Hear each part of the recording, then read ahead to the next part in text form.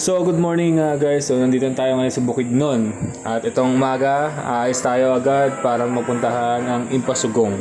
So mamaya-maya is itutour namin kayo doon. So makikita nyo sa video namin kung ano yung dinaanan namin at yung mga napuntahan namin. So ayan, nag-aayos na tayo ngayon.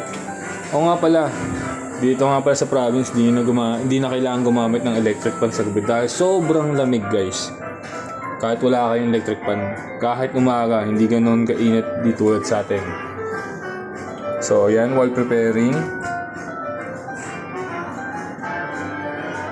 At ito na, pababa na tayo, hintayin lang natin yung kasama natin. So, nakikita nyo naman, di ba? Fresh na fresh tayong alis, tapos mamaya haggard na ulit.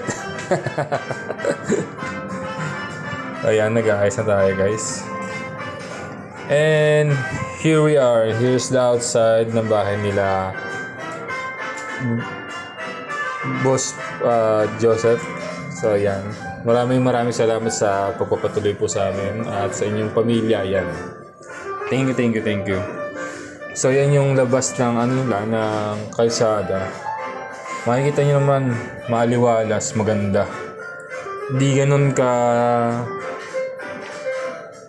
kalala yung traffic kasi wala naman kasing masyadong sasakyan dumadaan. As in, kapag sasakay ka ng bus, maghihintay ka ng ilang minuto bago ka ulit makasakay. So, kailangan mo talaga on the time ka lagi dito. Hindi pwede yung paglabas mo meron sasakyan, hindi ganun dito. Ayan, nakikita nyo, di ba? So, ganyan kaluwag ang kalsada dito. Kaya, yung biyahe sobrang sulit.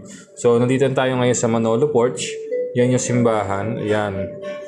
Playground yan nakikita nyo sa paligid. Then, mga ilang oras lang nandun tayo sa Impasugong. So, tara. Biyahe muna tayo.